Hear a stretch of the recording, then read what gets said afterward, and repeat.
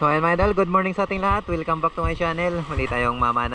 Dito pa rin tayo sa may pinamanahan natin sa last upload natin. Dito tayo sa may napla. Sana makadilin siya tayo. So antabay mga idol kung ano yung mahuli natin. Let's go. At dito pagkababa natin, agad na tayo nag-load ng ating pana. Para kung sakali may makasalubong tayong isda ay agad na natin mapana. At dito sa unang dive natin, nandito na tayo sa may mga biyak na bato. Yung mga paboritong spot natin. Sana may laman na itong mga spot natin dito. Medyo malabo pa yung tubig, di pa gaano lumilinaw dahil panay ulan pa rin sa Burungan at may pagkamagalaw na rin yung tubig. Pero di na gaano malalaki yung alon, di gaya sa mga nakaraang pamamana natin na sobrang lalaki talaga. At ito pang baba natin, agad natin sinilit itong biyak na ito. Kasi wala tayong nakitang malaking isda. Maliban dito sa grupo ng manitis. At dito nang ma-check ko yung area na wala tayong pwedeng mapana na malaki, pinana ko na lang itong good fish o manitis. Ayos na rin ito mga idol, pang ulam. Salamat, tinamaan natin.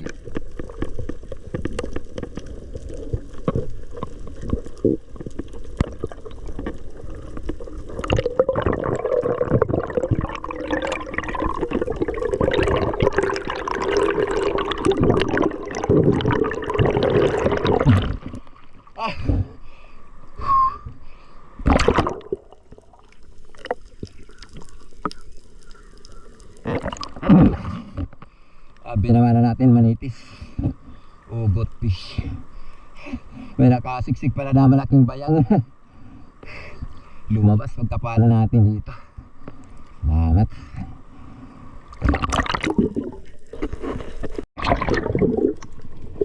At dito halos may isang oras na akong namamana mga idol. Hindi pa madagdagan yung isang isda natin na manitis.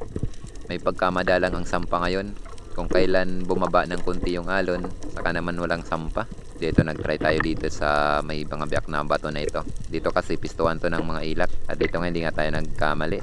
May sumulpot na isang ilak, kaya ito na yung pinana ko. Yun, salamat. Nag-iisang ilak lang talaga yung laman dito sa spot natin. Dati grupo yung mga ilak na natatagpuan ko dito. Salamat at may original na ilak tayo, or danoy na bulirawon kung tawagin dito sa Burungan.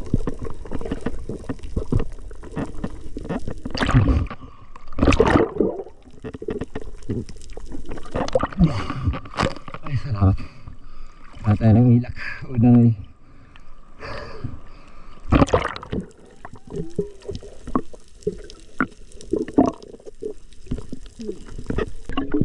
At sa dive natin ito mga idol, nandito na ako sa may mababaw na bahura. Ito nagtry akong silipin itong paboritong spot. May mga video na tayo sa mga previous upload natin.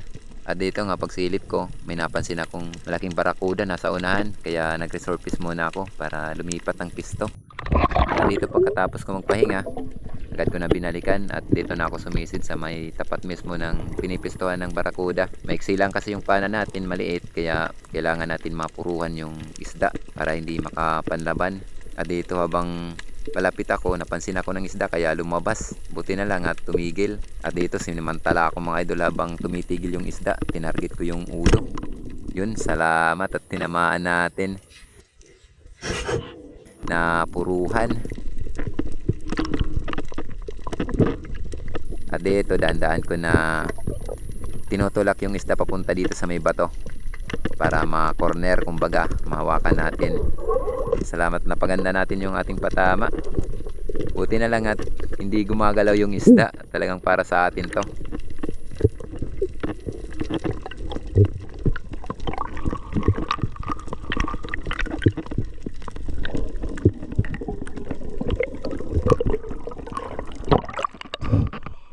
Ay, salamat Lord. Oh, jackpot. Salamat. Bahala tayong barakuda. Salamat.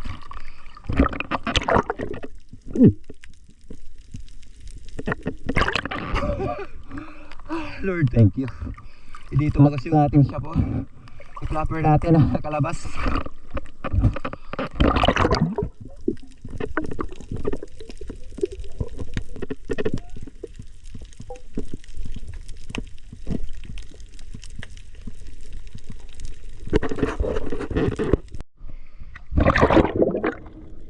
pagkatapos ko ma-secure yung ating barakuda, nag-dive ako dito. So nagsagawa ako dito ng ambush. Nagbakasakali ako na makadagdag sa mga huling isda natin. Siya nga pala mga idol, may isang buting viewers tayo. Yun, shoutout kay Randy Ramos. Nagano siya sa atin, nag-request na magano tayo ng tips daw kung paano tumagal sa ilalim. Kumbaga yung breath hold natin. Bali, yung ano ko lang, yung may share ko lang po mga idol ay yung base lang po sa ginagawa ko.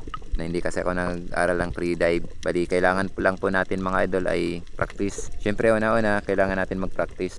Madalas tayo manisid para ma-develop yung breath hold natin. Tapos, iwasan natin magpagod. So, napakalaga po na hindi tayo pagod pag nagda-dive. Halimbawa, malikot ka sa paglalangoy, na ugalian mo na malikot yung katawan mo, medyo bawasan mo yung likot para hindi ka agad mapagod. At syempre, iwasan mo rin na makaramdam ng takot kasi yung takot nakaka-apekto din yan sa breath hold natin pag takot tayo. So iwasan mo rin maging matatakotin sa dagat.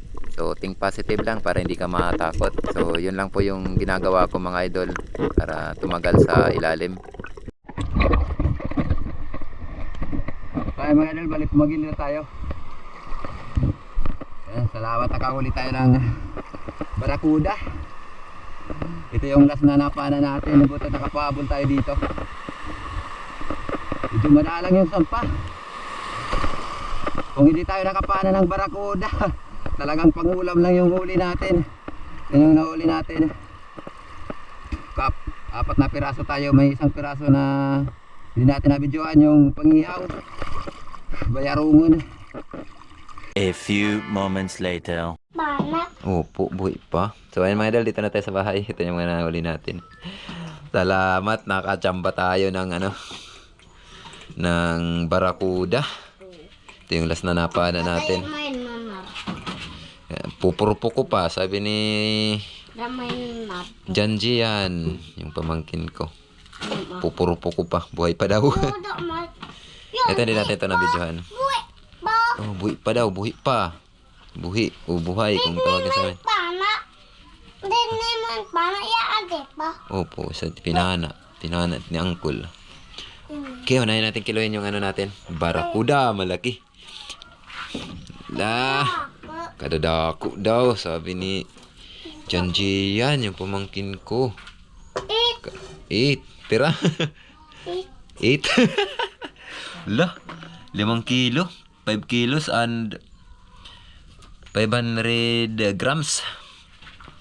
Salamat. Salamat. 200 yung pag-angkat sa atin ito. Bali yung kikitain nga pala natin dito mga idol. Sa 5 kilo and 500 grams. Yun may 1,100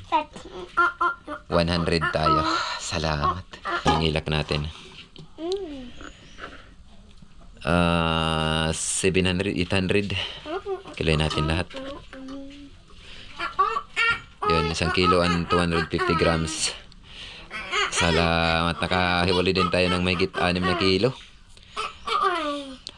6 na kilo and 750 grams.